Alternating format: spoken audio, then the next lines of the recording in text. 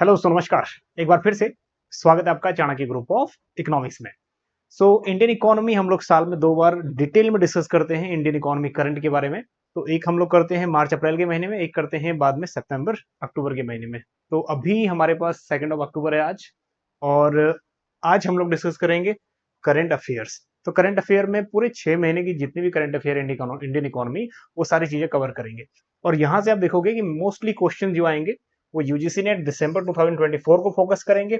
उसके बाद PGT economics, RPSC grade 1 का भी, और उसके बाद पीजीटी इकोनॉमिक्स। और पीजीटी इकोनॉमिक्स में कई स्टेट्स के पीजीटी इकोनॉमिक्स इसमें सब आगे, जैसे ओपीएससी है, या फिर आपका हरियाणा में है पीजीटी, और अदर पीजीटी में कंप्लीट होंगे। नेक्स्ट, जितने भी इकोनॉमिक्स रिलेटेड एग्जाम है, करंट इकोनॉमी तो आपकी उसमें आएगी ही आएगी। चलिए, तो डिटेल में स्टडी करेंगे, और जो पास्ट 6 मंथ की स्टडी है उसको डिटेल में समराइज करेंगे। तो जितने भी चीजें इंपॉर्टेंट है वो आप स्क्रीनशॉट लेते रहिएगा साथ साथ। चलिए, और बाकी में जो हम लोग यहाँ डिस्कस करने वाले हैं चीजें, वो 11 पॉइंट ऐसे डिस्कस करने वाले हैं जो डेफिनेटली एग्जाम में बनेंगे ही बनेंगे। हर बार ये वाला सेशन जो रहता है ना, वो सुपर श्योर की कैटेगरी में आता है, जो करंट अपडेट्स वाला रहता है। चलिए, जो हमारे डाटा है वो डाटा हमने लिया है ज्यादातर बिल्कुल ऑथेंटिक डाटा है, और ये डाटा मंथली इकोनॉमिक रिव्यू, ठीक है, सितंबर दैट इज अगस्त 2024 में से लिया गया है। अब ये वाला जो डाटा है, डिपार्टमेंट ऑफ इकोनॉमिक अफेयर इसको रिलीज करता है, तो मान के चलो गवर्नमेंट ऑफ इंडिया का बिल्कुल ऑथेंटिक डाटा है। ठीक है, ज्यादातर डाटा हमने इसमें से लिया है, और ये जो 10 पॉइंट है इसको हम लोग डिटेल में स्टडी करेंगे। चलिए आगे बढ़ते हैं। तो सबसे नंबर 1 जो पॉइंट हमारा रहता है, कि हमारा यही पॉइंट रहता है कि स्टेट ऑफ द इकोनॉमी, कि इकोनॉमी हमारी क्या कह रही है, इंडियन इकोनॉमी क्या कह रही है। चलिए, सबसे पहले जान लेते हैं कि इंडियन इकोनॉमी क्या कह रही है। बीच बीच में कोशिश करेंगे कुछ क्वेश्चंस भी ऐड करने की। चलिए, इंडियन इकोनॉमी वर्ल्ड की 5th लार्जेस्ट इकोनॉमी है in terms of nominal GDP. ज्यादा हम लोग जो इंपॉर्टेंट चीज है उस पर ज्यादा फोकस करेंगे, बाकी चीजें हम लोग टच करके निकलेंगे। सो हमारी अभी 5th लार्जेस्ट इकोनॉमी है, और वहीं अगर हम बात करें पीपीपी परचेजिंग पावर में, तो हमारी इकोनॉमी 3rd लार्जेस्ट इकोनॉमी आ जाती है। और हम लोग 5th में से 4th में भी अब जल्द आने वाले हैं।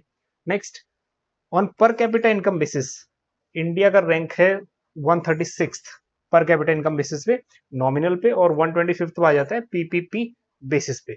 ठीक है, चलिए आगे बढ़िए। अब नेक्स्ट थोड़ा सा ये देख लेते हैं कि कितना परसेंट शेयर है कंपोनेंट्स जीडीपी।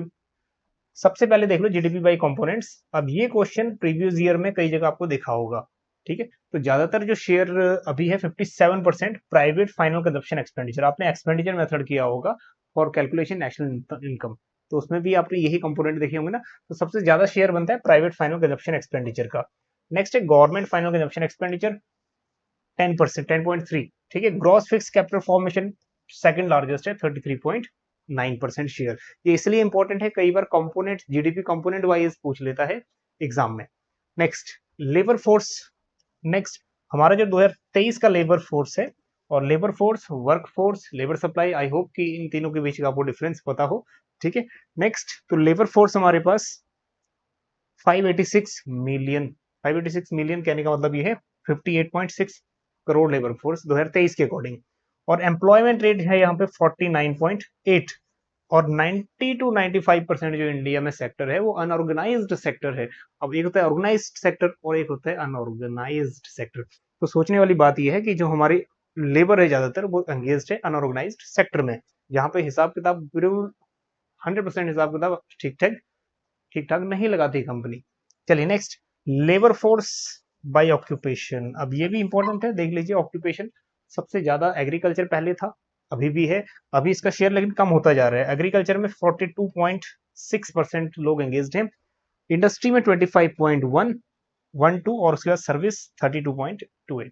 ठीक है, अब क्या हो रहा है, सर्विस और इंडस्ट्री बढ़ता जा रहा है, बट एग्रीकल्चर का शेयर कम होता जा रहा है, और इसी को हम बोलते हैं इकोनॉमी ट्रांजिशन फेज पे है।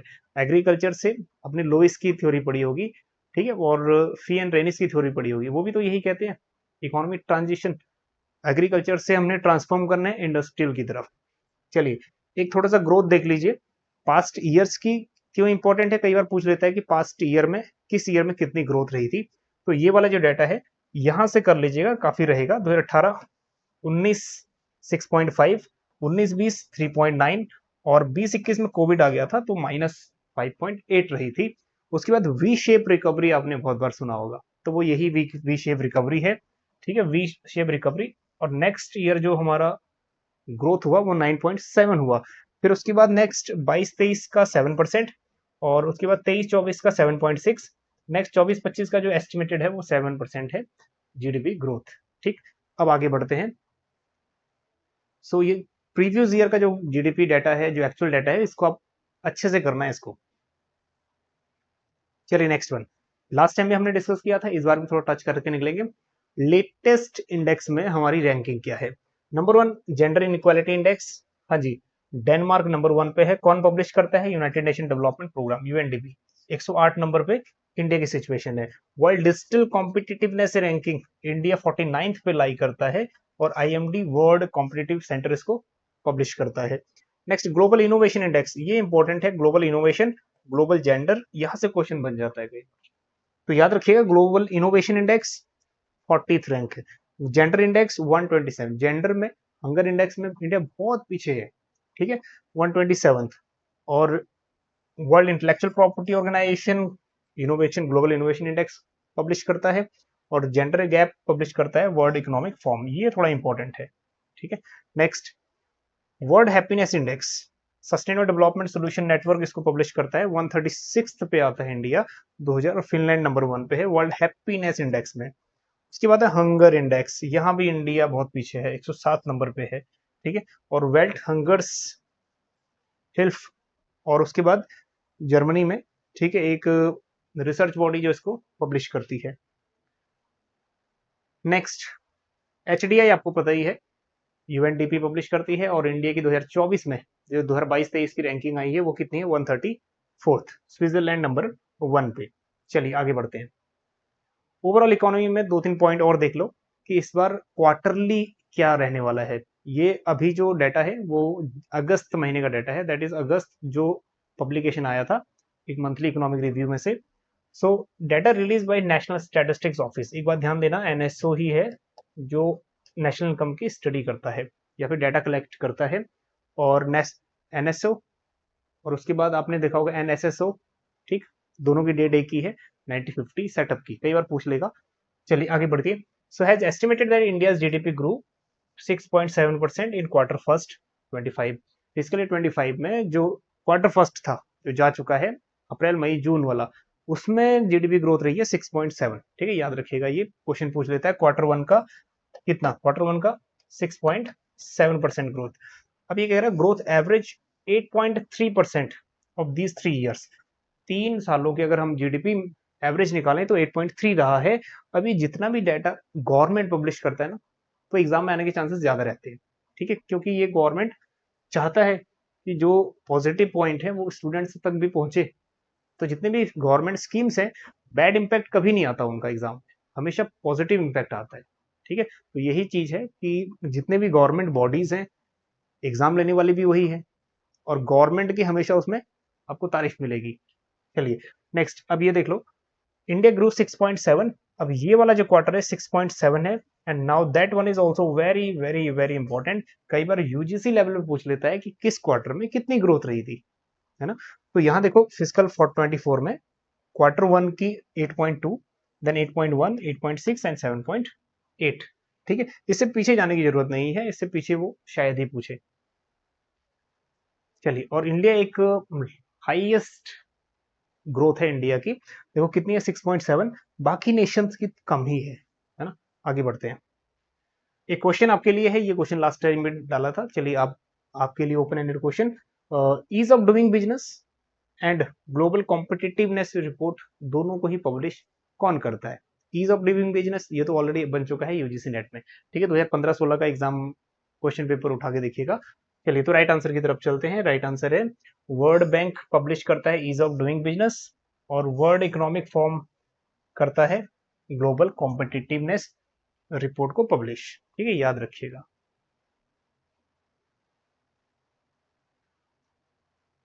चलिए नेक्स्ट वन, इसी के साथ साथ कुछ और सप्लाई साइड इकोनॉमी भी देख लीजिए कि सप्लाई साइड में क्या है। सप्लाई साइड हम जो मापते हैं ना GVA, so gross value added, तो ये कह रहा है कि gross value added quarter first का 6.8 से बढ़ेगा, और एग्रीकल्चर जीवीए कांस्टेंट प्राइस पे 4.2% ग्रो करेगा agricultural GPA.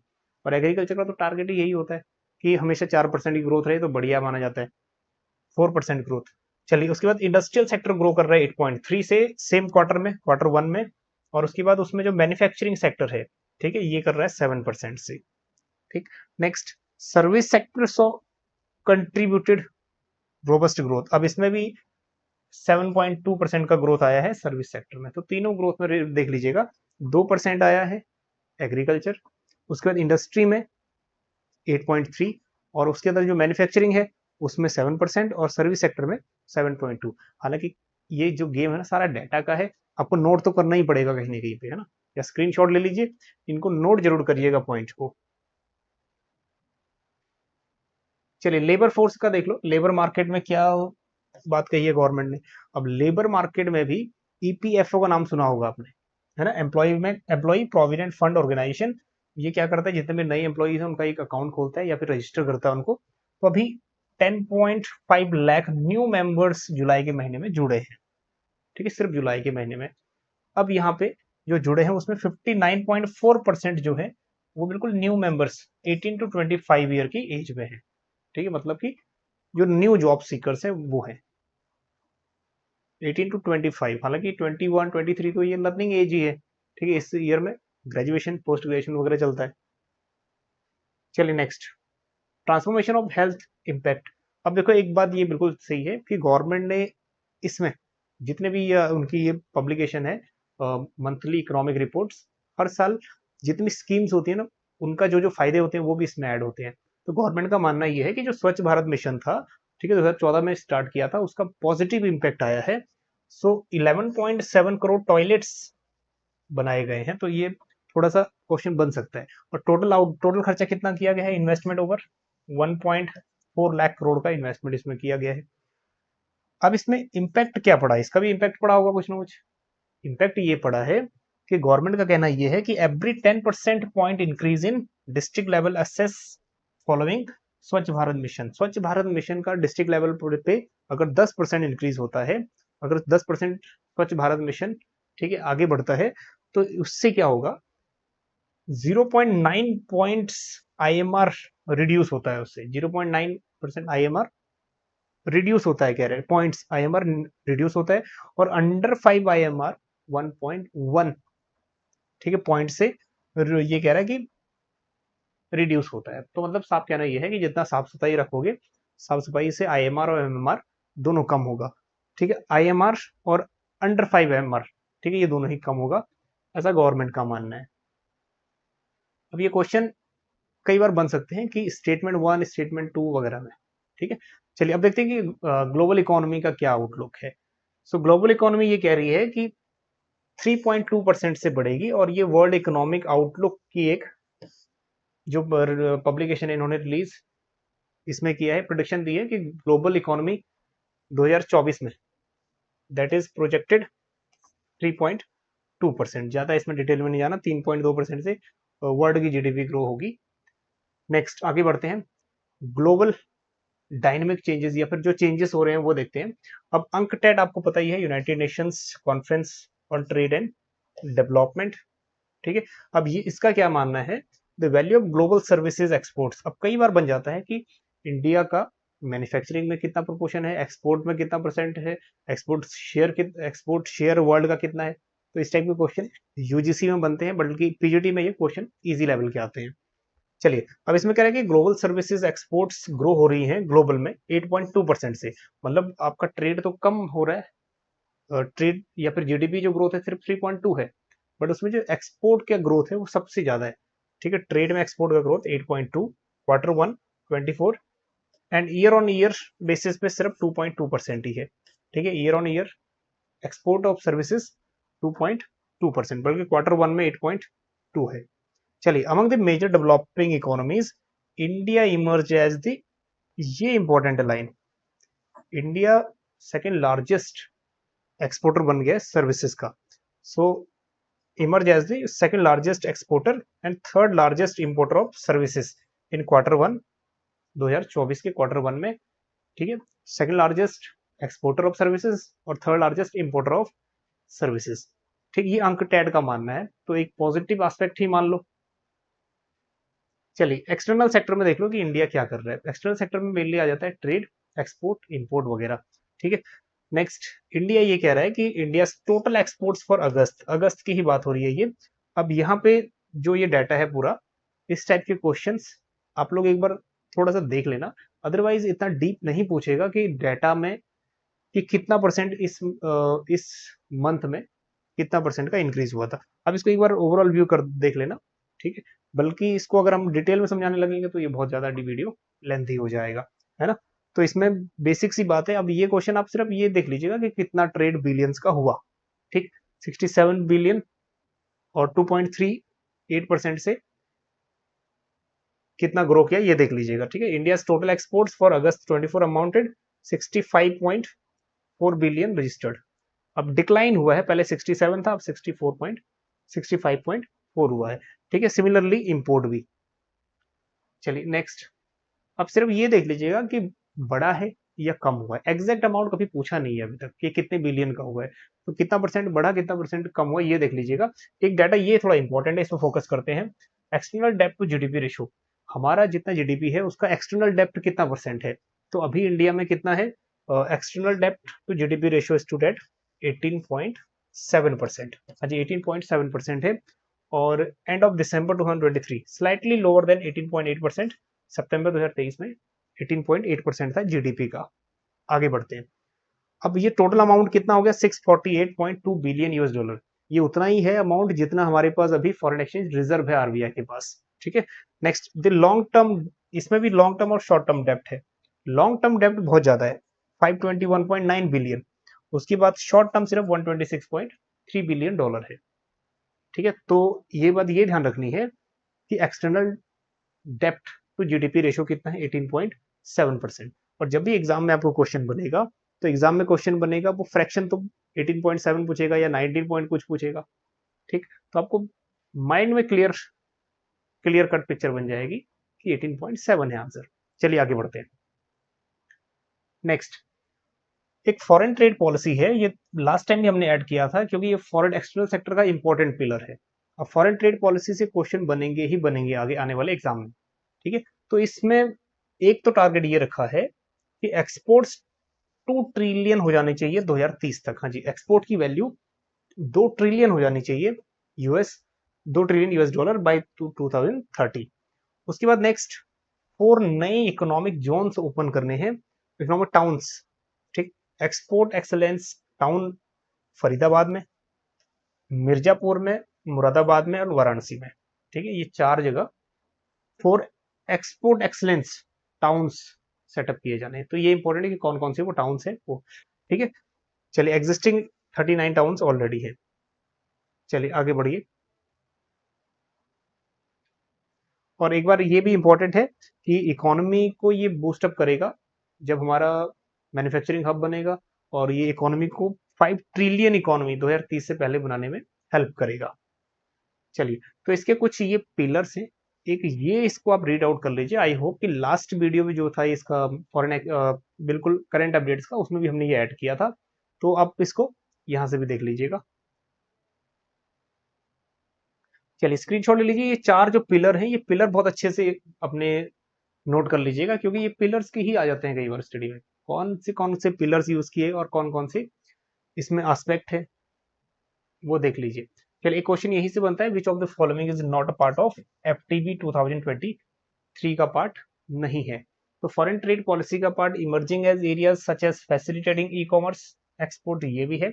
Export promotion through collaboration भी है। और इंक्रीज द इंसेंटिव से ले, इंसेंटिव होता है कुछ सब्सिडीज वगैरह देना, तो इससे शिफ्ट करके हम रेमिशंस, रेमिशंस होते हैं कुछ डिस्काउंट दे दिए जाए। ठीक, तो ये भी करेक्ट है, बट ये करेक्ट नहीं है। Increase global competitiveness through collaboration. ठीक,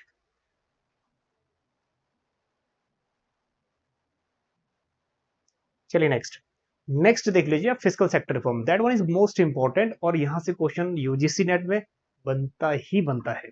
ठीक है, कुछ भी कर लीजिए, बट ये वाला जो पोर्शन है ये मोस्ट आईएमपी है, इसको आप अच्छे से अभी के अभी क्लियर कर लीजिए कि क्या क्या आपका आंसर बनेगा। ठीक है, सबसे पहले ये देख लीजिए कि यूनियन बजट 2024-25 में जीडीपी जो आपका फिजिकल डेफिसिट है वो नेक्स्ट ईयर के लिए टारगेट रखा गया है 4.9 का। आई होप कि आपको पता भी है ये बात, क्योंकि ये बात बेसिक है और अभी तक आप लोगों को पता हो जानी चाहिए। ठीक है, और जो एक्चुअल हुआ 2014-15 में, 2024-25 में, वो है हमारे पास 5.6 जो एक्चुअल रहा। मतलब फिजिकल ईयर 24 में जो एक्चुअल रहा वो 5.6 है, मीन्स 2023-24 में। चलिए next, the budget also estimates revenue deficit. Revenue deficit 1.8 रहा फिजिकल ईयर 24 में, और 25 के लिए टारगेट रखा है, दैट इज यहाँ पे थोड़ा सा एस्टिमेट नेक्स्ट के लिए रखा है 1.8, 2.6 जो है वो 24 का है, थोड़ा सा मिस्टेक हो गया तो इसको करेक्ट कर लेना। फिर से इसको दोबारा देखते हैं। बजट डेफिसिट जो फिजिकल ईयर 25 के लिए एक एस्टिमेट्स है वो है 1.8, ठीक है, रिवेन्यू डेफिसिट, और जो रिवाइज्ड वो है 223-24 का जो रिवाइज्ड है 2.6। ठीक, अब एक चार्ट समझते हैं या फ्लो चार्ट या फिर एक टेबल देखते हैं, इससे सारी चीजें क्लियर हो जाएंगी, है ना। ये टेबल ऐसा है जो एक रामबाण का काम करेगा आपका। इसमें आप कंपैरिजन कर लो पिछला और अभी का। चलिए, तो सबसे पहले तो बात समझने वाली ये वाली है कि इसमें फिजिकल डेफिसिट ये सबसे महत्वपूर्ण है, ये सबसे इंपॉर्टेंट है। क्यों ऐसा? क्योंकि यही से ही इसका फॉर्मूला पूछ लेता है फिजिकल डेफिसिट का, है ना। Physical deficit different different formulas हैं इसके, मतलब अलग अलग तरीके से सॉल्व हो सकता है। और उसके बाद ये देख लेना कि revised provisional estimate, provisional actual कितना है, एक्चुअल 5.6, और बजट एस्टिमेट्स कितने हैं 4.9। नेक्स्ट, रिवेन्यू डेफिसिट 2.6 एक्चुअल रहा, और 1.8 नेक्स्ट टारगेट है, मतलब एस्टिमेट्स।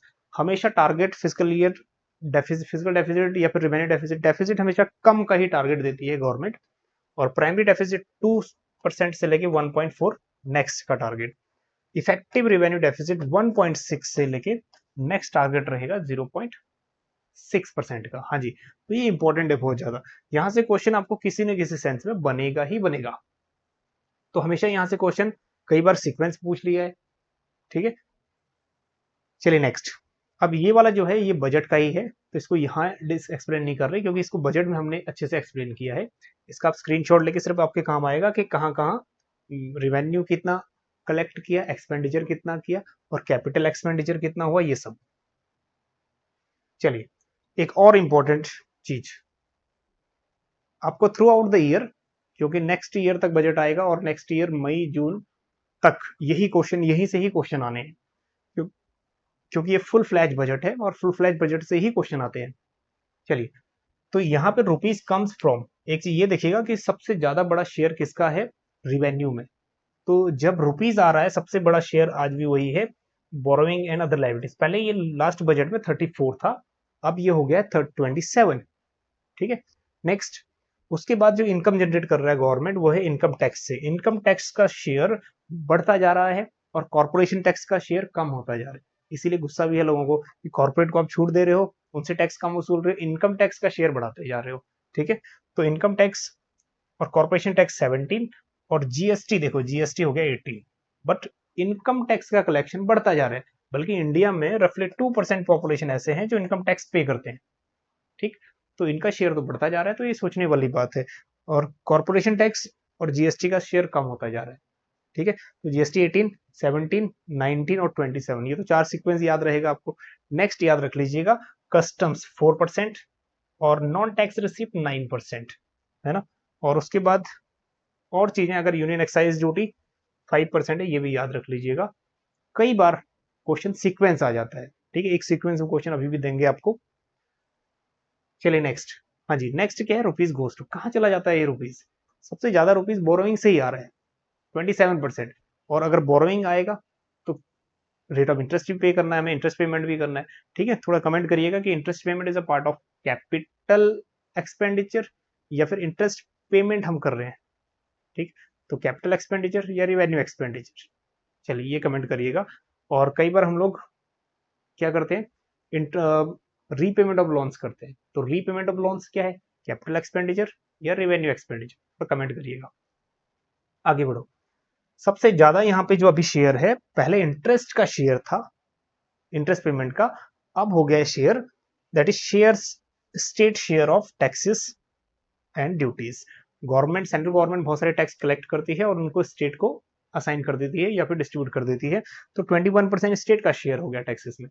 और उसके बाद आता है हमारे पास इंटरेस्ट पेमेंट 19%, अब ये सेकंड में चला गया है, और कुछ ईयर के लिए, बहुत सालों से ये फर्स्ट पे ही चल रहा था। नेक्स्ट, उसके बाद 16% सेंट्रल स्कीम से, सेंट्रल सेक्टर स्कीम। उसके बाद डिफेंस का 8% है और सब्सिडीज का 7% है, पहले 7% होता था, तो ये भी देखिएगा, defence 8, subsidy 6। Next, finance commission 9%, central sponsored scheme 8%, other expenditure 9% और 4% पेंशन।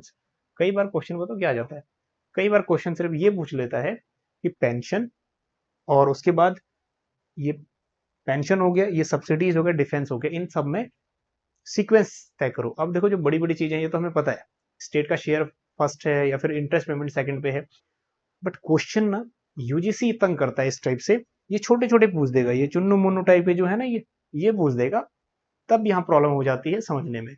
तो यहाँ डिटेल में समझना है, डिफेंस 8%, सब्सिडी 6%, पेंशन 4%, ठीक, ये थोड़ा सा समझ लोगे तो ये जो बड़े बड़े टैक्सेस है ये तो थोड़ा याद ही रहेंगे आपको। चलिए आगे बढ़िए। ठीक, अब ये प्रैक्टिकल क्वेश्चन है कि ये आ जाते हैं, ठीक, और ये तंग करते हैं, जो ये छोटे छोटे वाले हैं ना, ये याद नहीं रहते। चलिए एक सीक्वेंस है, थोड़ा सा आंसर दीजिएगा इसका। Correct sequence of revenue for government in government budget 24-25, correct sequence क्या रहेगा? तो करेक्ट सीक्वेंस देखो, बोरोइंग एंड अदर लाइबिलिटीज, अब ये यहाँ पे रिवेन्यू है, तो borrowing and other liability number 1 पे ही है, ठीक है, बोरोइंग 27% आ रहा है। उसके बाद इनकम टैक्स से कितना आ रहा है? इनकम टैक्स 19%, जीएसटी 18%, समझना बहुत आसान हो गया इसको अब। कॉर्पोरेशन टैक्स 17%, 17, 18, 19, अब थोड़ा इजी हो गया ना, सो 27, तो थर्ड ऑप्शन करेक्ट है। एग्जाम पॉइंट ऑफ व्यू से थोड़ा ये रुपीज कम्स वाला क्वेश्चन जो है इजी हो गया है। चलिए अब जान लेते हैं कि इन्फ्लेशन का क्या हाल है इकोनॉमी में। इन्फ्लेशन भी मॉडरेट है, इन्फ्लेशन की जो रेंज है वो है +-4, और दैट इज 4 +-2, मतलब 4 में से नीचे वाला लेवल भी हो सकता है 2, और अपर लेवल 6 पे भी जा सकती है, ठीक है। तो ये वाला जो है 4 +-2 का हिसाब किताब इसी रेंज में इकोनॉमी लाई कर रही है, अपर रेंज में लाई कर रही है, मतलब 4 से 6 के बीच में ही लाई कर रही है। चलिए, so India retail inflation measures, अब रिटेल इन्फ्लेशन आपको पता है सीपीआई से मेजर करते हैं, और सीपीआई का बेस ईयर क्या है, ठीक है, याद रखिएगा 2012, ठीक है, ईज टू 4.83 हो गया है अप्रैल महीने की, और उससे पहले मार्च में सिर्फ 4.85 था। अब खैर इतना भी डिटेल जाने की जरूरत नहीं है, सिर्फ ये देख लीजिएगा कि किस रेंज में है, ठीक। सो 23-24 के एंड में ये कितना था, विद एन इन्फ्लेशन रेट 4.85% इन मार्च 24, ठीक है, विच इज लोवेस्ट 10 मंथ्स में, ये लोवेस्ट था 4.85। चलिए नेक्स्ट, इन्फ्लेशन रिमेन नॉर्मल या फिर स्लो? इन्फ्लेशन फिर भी स्लो है as compared to other nations. अब यहाँ पे देखिए, retail inflation remain low 3.7% in August 2024, sorry, अगस्त के महीने में ये थोड़ा सा कम रही, सुस्त रही, 3.7%।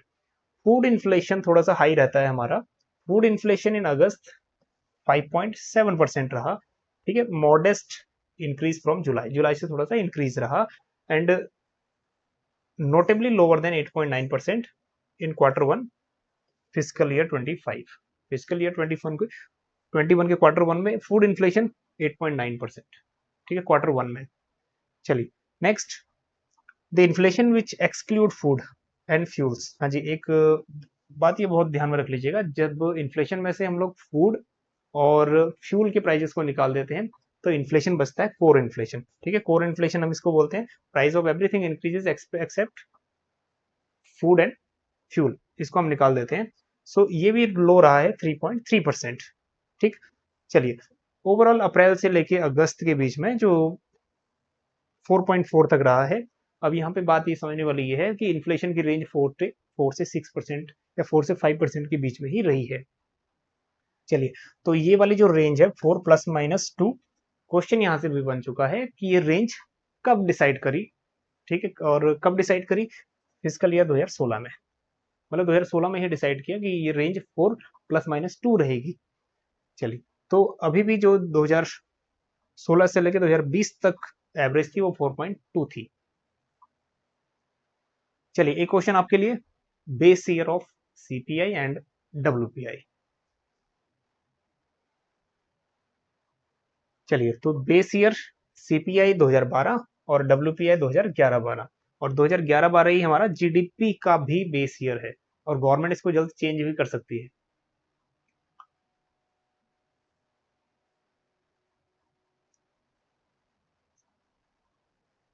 हाँ जी। नेक्स्ट देखो, नेक्स्ट टर्म्स क्या है, इंडियन एफडीआई। हाँ जी, इंडिया और एफडीआई में बहुत बार क्वेश्चन इस टाइप से आ जाता है कि लार्जेस्ट सेक्टर कौन सा है, ठीक है, किस सेक्टर में कितना इन्वेस्टमेंट आया है, मतलब इन्वेस्टमेंट या एफडीआई इनफ्लो किस किस सेक्टर में ज्यादा है, उसका सीक्वेंस तय करो, ठीक है, इस टाइप के क्वेश्चन आ जाते हैं यहाँ से। So according to UNCTAD world investment report, global जो एफडीआई है उसका फेस डिक्लाइन हुआ है, ठीक है, ये 15% से डिक्लाइन किया है 2023 में, और वाकई में 2023 में ये एफडीआई डाउन किया है, ठीक है, इंडिया में भी। And India remains strong destination of for FDI, ranking high in greenfields project. अब ग्रीनफील्ड प्रोजेक्ट मतलब ऐसे प्रोजेक्ट जहां पे अभी जितने भी वर्क हैं हमारे ग्रीन एनर्जी से रिलेटेड, या फिर ऐसी चीज कह लो जो पोल्यूशन कम क्रिएट कर रही है, ठीक है, उसमें ज्यादा एफडीआई अट्रैक्ट होता है, ठीक है, उस सेक्टर में जहाँ पे या तो वो सोलर से है या फिर वो ईवी है। अब ये फ्यूचर जनरेटेड है, फ्यूचर इन्हीं पे टिका हुआ है आगे, तो इस टाइम में एफडीआई के आने के चांसेस ज्यादा रहते हैं, ठीक है। चलिए, इसमें ये देख लीजिए, net foreign direct investment, net FDI inflow to India rose 52.4%, 50% से ज्यादा, 52.4% एफडीआई इनफ्लो, ठीक है। अब ये क्या कह रहा है, नेट एफडीआई, नेट एफडीआई वो होता है कि जब हम पूरे एफडीआई आउटफ्लो और एफडीआई इनफ्लो में FDI inflow minus FDI outflow कर देते हैं, तो उसको हम बोलते हैं नेट फॉरेन डायरेक्ट इन्वेस्टमेंट। तो इसमें 52.4% का ग्रोथ देखने को मिला है, ठीक। आगे, और एक बार जो ये चीज है हम लोग इसको टेबल की मदद से समझेंगे तो यहाँ ये चीज क्लियर हो जाएगी। इंडिया का 2000 फिजिकल ईयर 2025 में कितना 27.7 बिलियन यूएस डॉलर का एफडीआई आया है, ठीक है, इसमें ये बात समझने वाली थी। और इसमें ये कह रहा है कि so it is stable capital inflows, India witnessed highest foreign exchange reserves, India के पास 684 बिलियन यूएस डॉलर का रिजर्व है, और जो उतना उससे ज्यादा है, कहीं ना कहीं 100% हम लोग इससे जो हमारा फॉरेन एक्सटर्नल डेप्ट है उसको हम खत्म कर सकते हैं, ठीक। आगे बढ़ते हैं, तो यही इन्वेस्टमेंट एफडीआई पहले 22.4 था, अब 27.7 बिलियन यूएस डॉलर हो गया। चलिए, now next, that one is most important, ये थोड़ा सा इंपॉर्टेंट है इसलिए क्योंकि यहां से क्वेश्चन बन चुका है, ठीक है, कि हाईएस्ट सबसे ज्यादा अट्रैक्ट कौन करता है इन्वेस्टमेंट को, एफडीआई को, तो कंप्यूटर हार्डवेयर एंड सॉफ्टवेयर सबसे नंबर 1 पे है। अब डिजिट पे आपको याद रखने की जरूरत नहीं है, सिर्फ सीक्वेंस रख लीजिएगा। सर्विस सेक्टर पहले था नंबर 1 पे, अब सेकंड पे आ गया है, ठीक है। नेक्स्ट थर्ड पे है construction infrastructure activities, trading fourth, power fifth, automobile industry six, बस ये 6 ही कर लीजिएगा, यहीं तक ही आपके क्वेश्चंस बन जाएंगे। चलिए नेक्स्ट, एक ये इसको देख लीजिए, सेम चीज आगे भी है कि लार्जेस्ट स्टेट कौन से हैं, लार्जेस्ट स्टेट जहां इन्फ्लो होता है, तो सबसे ज्यादा महाराष्ट्र है नंबर 1 पे। हाँ जी, ये बात ध्यान रखिएगा, महाराष्ट्र नंबर 1 पे 31.16 का शेयर है। अब इसको थोड़ा और समराइज करके समझते हैं तो चीजें ज्यादा क्लियर हो जाएंगी, ठीक है। यहाँ पे तो 5 स्टेट्स रिसीविंग हाईएस्ट एफडीआई, और ये 2023-24 और 2025 का भी सेम ही है, मतलब 2024-25 का भी 2024-25 का भी सेम ही है, ठीक है, कोई इसमें ज्यादा डिफरेंस नहीं है। महाराष्ट्र का 30% इन्वेस्ट एफडीआई आता है, इंडिया का 30% एफडीआई महाराष्ट्र में ही जाता है। कर्नाटक में 22%, गुजरात 17%, दिल्ली 13, तमिलनाडु 5%, तो ये देख लो कि मेजर जो एफडीआई इनफ्लो है उसमें से ये 5 स्टेट ही ऐसे हैं, उसमें यूटी भी है दिल्ली, कि जहां एफडीआई इनफ्लो हो रहा है। चलिए उसके बाद देख लीजिए, ये क्वेश्चन कई बार आ जाता है कि किन किन कंट्रीज से हमारा एफडीआई आ रहा है। सबसे ज्यादा एफडीआई देखो सिंगापुर से, ठीक है 11.77 बिलियन, फिर Mauritius, USA, Netherland, Japan and UAE. हाँ जी, क्वेश्चन समझने वाला ये है कि सीक्वेंस याद रखिएगा कंट्रीज का। चलिए नंबर 1 सिंगापुर, मॉरिशियस पहले नंबर 1 पे था, अब सेकंड पे चल रहा है।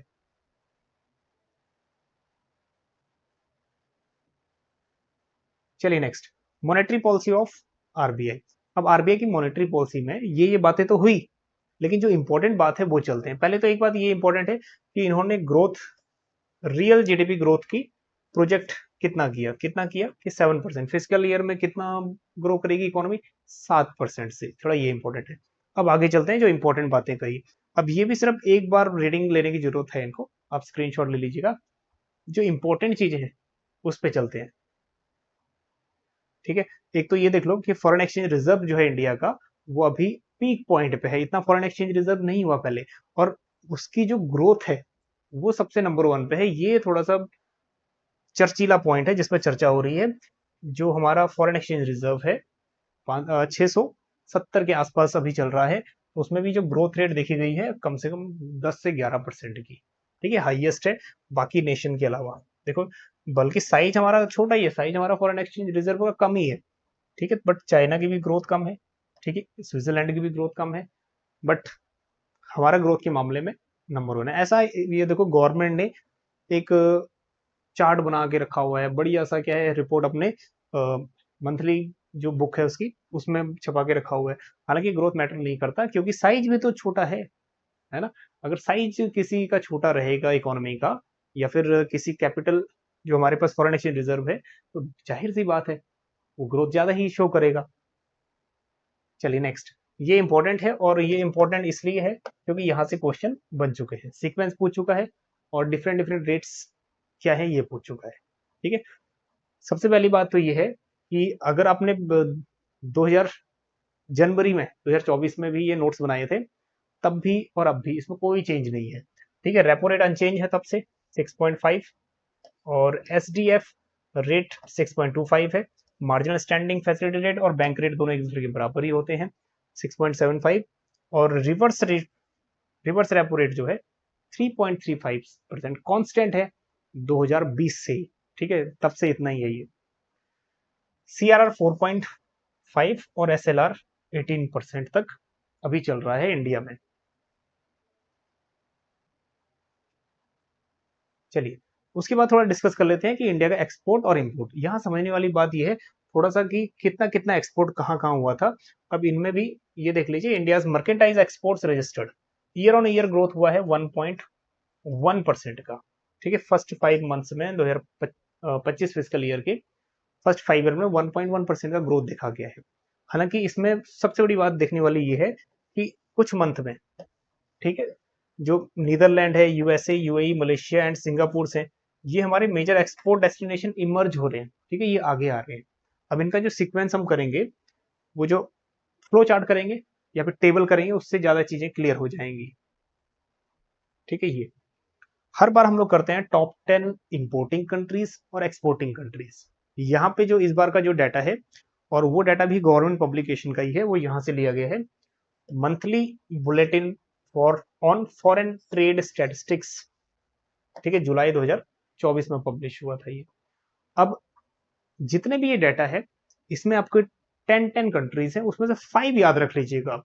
जैसे यहाँ पे है destination of export, top 10 destination, या फिर टॉप 10 एक्सपोर्ट कमोडिटीज, ठीक है। ये तो सबसे पहले देखो, पेट्रोलियम प्रोडक्ट एक्सपोर्टिंग कंट्रीज के नेम भी है, कहाँ कहाँ है हम लोग उसको एक्सपोर्ट कर रहे हैं, और कौन कौन से प्रोडक्ट है ये भी है, ठीक है। तो फर्स्ट 5 याद कर लेना।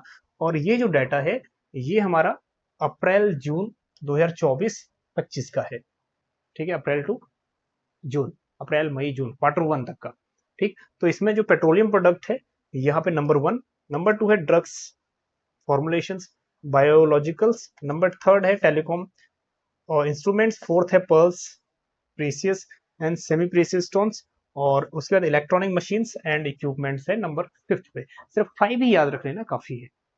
नेक्स्ट, उसके बाद ये अभी तक नहीं पूछा है कि कौन कौन से आर्टिकल्स कहाँ कहाँ इंडिया भेज रहा है, तो इसमें डिटेल में अंदर जाने की जरूरत नहीं है। चलिए, उसके बाद एक्सपोर्ट रीजन वाइज देख लीजिए। तो ज्यादातर जो एक्सपोर्ट का शेयर है, अगर हम लोग उसको कॉन्टिनेंट्स वाइज मापे, तो एशिया सबसे नंबर 1 पे है, और अमेरिका का जो शेयर है वो सेकंड नंबर पे एक्सपोर्ट में। और अगर हम देखें कंट्री वाइज, तो सबसे बड़ा जो शेयर है वो यूएसए का ही है।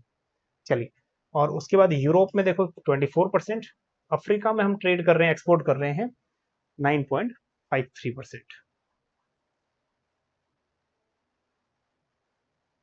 चलिए, नेक्स्ट, टॉप 10 एक्सपोर्ट पार्टनर्स। हाँ जी, टॉप 10 एक्सपोर्ट पार्टनर में, हालांकि हमें टॉप 10 के 10 याद रखने की जरूरत नहीं है, टॉप 5 रख लेना, तब भी कहानी आपकी बन जाएगी, क्वेश्चन बन जाएगा। यूएसए नंबर 1 पे है। हाँ जी, कौन कौन से प्रोडक्ट वो हम लोग सेंड कर रहे हैं उसको, ये छोड़ दीजिए बात, ठीक है, ये बात याद रखने की जरूरत नहीं है, अभी तक एग्जाम में नहीं पूछा है। ठीक, अगर इसमें ऐड किया है ठीक है। नेक्स्ट हमारे पास USA, next Netherlands, then UK, then China. China 5th पे चला गया है हम एक्सपोर्टिंग के मामले में, ठीक है। नेक्स्ट बस सिंगापुर, तो नोट कर लीजिए अपने उसमें। नेक्स्ट, अब लार्जेस्ट इंपोर्ट कमोडिटीज देखो। लार्जेस्ट इंपोर्ट कमोडिटीज, इंपोर्ट भी हम पेट्रोल ही कर रहे हैं, दैट इज पेट्रोलियम क्रूड, और पेट्रोलियम प्रोडक्ट हम लोग एक्सपोर्ट भी कर रहे हैं। ठीक, नेक्स्ट, पेट्रोलियम प्रोडक्ट्स इंपोर्ट भी कर रहे हैं। नेक्स्ट, गोल्ड, कोल, कोक, ब्रिकेट्स। नेक्स्ट हो गया 5th वन, इलेक्ट्रॉनिक कंपोनेंट। तो ये 5 इंपोर्टेबल कमोडिटीज होगी। हालांकि ये वैसे समझ नहीं आती, इनको स्क्रीनशॉट लेके एक एक अपने रजिस्टर में आप नोट जरूर करिएगा अपने नोट्स में। चलिए, उसके बाद देखो रीजन वाइज अगर बात करें, एशिया से ही ज्यादा इंपोर्ट कर रहे हैं हम। एशिया दैट मीन्स चाइना तो मेजर इंपोर्ट कंट्री है ही इंडिया का। ठीक, उसके बाद हो जाता है अमेरिका। चलिए आगे बढ़िए, तो यहां पे ये देखिए top 10 import partners, China number 1 पे है। ठीक है, चाइना पब्लिक रिपब्लिक चाइना। अब इसमें नेक्स्ट आ गया हमारे पास रशिया। ये थोड़ा सा पहले क्या, यूएई अब और यूएसए, ये इनकी दौड़ आगे नहीं पीछे होती रहती है। नेक्स्ट रशिया, और थर्ड में है यूएई, और फोर्थ में है यूएसए, देन है इराक। ठीक है, फिर है सऊदी अरेबिया, क्योंकि तेल वगैरह हम लोग ज्यादातर इन्हीं कंट्री से मंगा रहे हैं। नेक्स्ट, अब उसके बाद कुछ स्टेट्स भी हैं जिनके नेम आगे हैं, क्योंकि वो थोड़ा सा एक्सपोर्ट या फिर ट्रेड के मामले में आगे हैं। ठीक है, among the state Gujarat 30.18%, Maharashtra का जो शेयर है 14%, Tamil Nadu 10%, registered the largest share of exports during April to June. पूरा इंडिया का जो एक्सपोर्ट है उसमें सबसे ज्यादा जो शेयर है ना, वो है गुजरात का 30%, फिर महाराष्ट्र है 14%। ठीक, नेक्स्ट, और उसमें से भी जो टॉप 10 डिस्ट्रिक्ट्स हैं वो 37% एक्सपोर्ट कर लेते हैं, 10 डिस्ट्रिक्ट सिर्फ। उसमें से देखो, जैसे जामनगर हो गया, ठीक है, हाईएस्ट 12% शेयर है। उसके बाद कंचीपुरम हो गया, ठीक है, 4.68% है, इस तरह से। चलिए, now that one is also most important. अब मोस्ट इंपॉर्टेंट इसलिए क्योंकि यहां से क्वेश्चन टॉप 10 ट्रेड पार्टनर्स, ये क्वेश्चन ऑलरेडी बन चुका है। ठीक है, ये सीक्वेंस में पूछता है कि सीक्वेंस सही इसका कौन सा रहेगा। तो यहाँ पे चाइना टॉप टॉप पे चल रहा है ट्रेडिंग पार्टनर में, कुछ टाइम पीरियड के लिए यूएसए आगे आया था, अब फिर से यूएसए पीछे हो गया है, यूएसए सेकंड पे आ गया। ठीक, next UAE, Russia and Saudi Arabia, ये 5 याद रख लीजिएगा बस। ठीक है, 5 कौन कौन से? China number 1, USA number 2, UAE number 3, Russia and Saudi Arabia. ठीक है, याद रखना। चलिए, अगर हम बात करें क्वेश्चन, अगर ये इतना लेटेस्ट नहीं पूछेगा तो क्वेश्चन 1 साल पहले वाला पूछेगा, जो पूछता भी है यूजीसी या फिर अलग अलग डिपार्टमेंट। तो ये वाला डाटा कर लीजिएगा, ये 2023 का डाटा है, फिजिकल ईयर 2023 का ये डाटा है, तब ये 5 प्रोडक्ट ये थे। चलिए, और लार्जेस्ट ये भी वही है 23 वाला, नवंबर 2023 तक। चलिए, इंडस्ट्री में सिचुएशन वही है जो हमने लास्ट टाइम भी डिस्कस किया था अपने, जो हमारा इंडियन इकोनॉमी का टॉपिक था। इंडियन इंडस्ट्री में ज्यादा कुछ चेंज नहीं आया है। आईआईपी 5.2% से अप्रैल टू जुलाई के महीने में ग्रो किया है। जो इंपॉर्टेंट चीज है उस पे हम चलते हैं। याद रखने वाली ये चीज है, अभी ओपीएससी का एग्जाम हुआ था, उसमें भी ये आया था, ओपीएससी पीजीटी का, कि स्मॉल स्केल इंडस्ट्री में, प्लांट एंड मशीनरी में कितना इन्वेस्टमेंट लिमिट है, बस ये आपको ध्यान रखना है।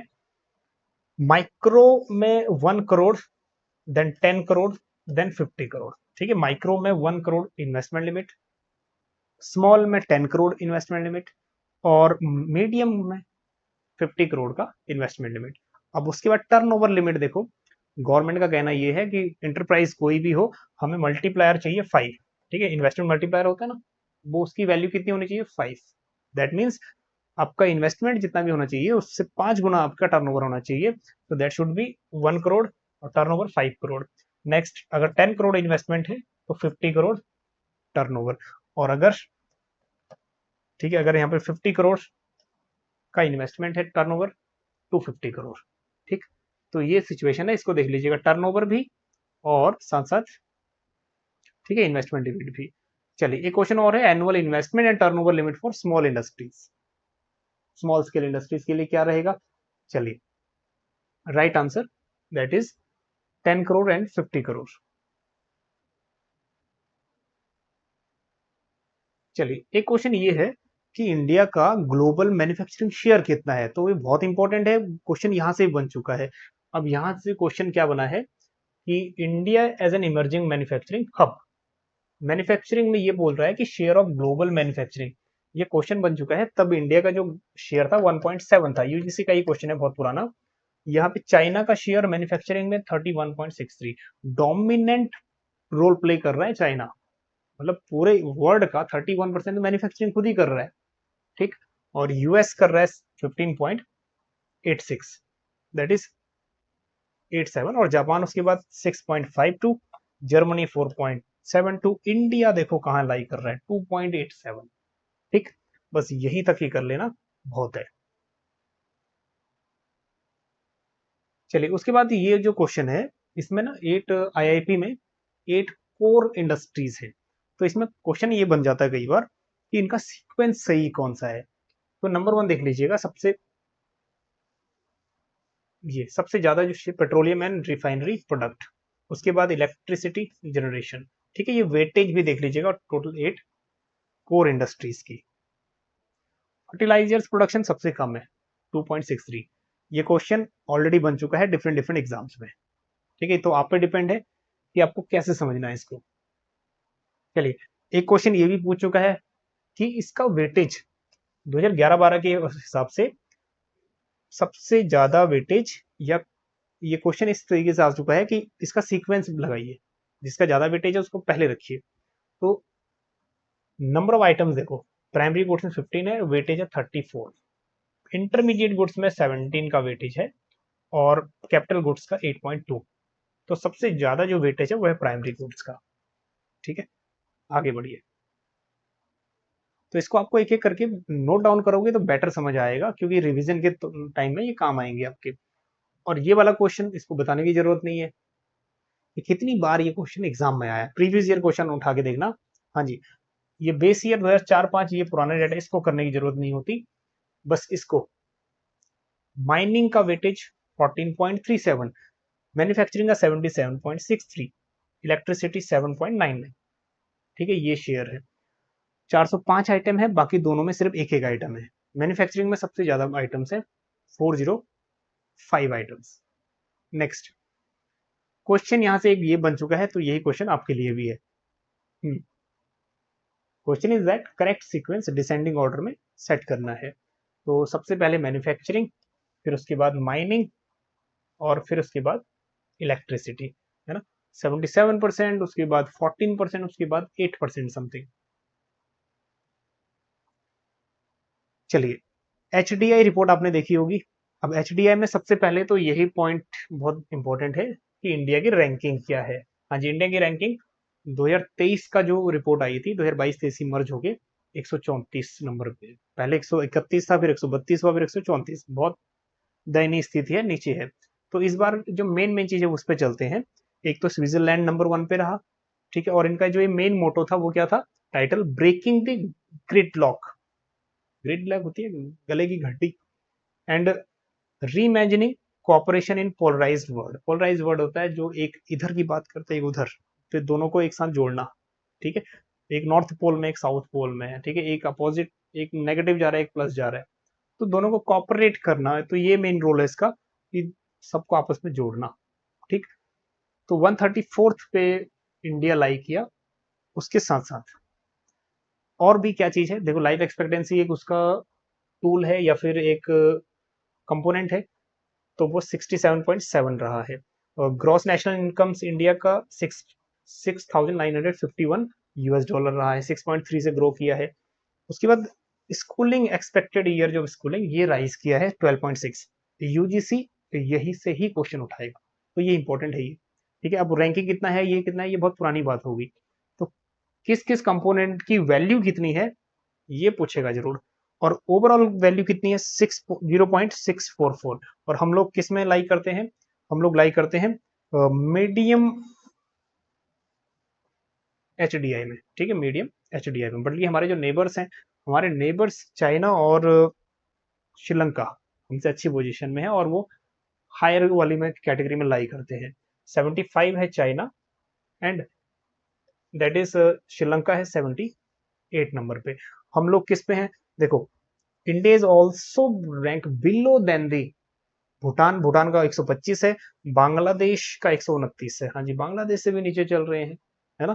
चलिए, हालांकि हम लोग टेस्ट टेस्ट क्रिकेट मैच में बांग्लादेश से जीत रहे हैं, बट यहाँ हार गए हम लोग एचडीआई में।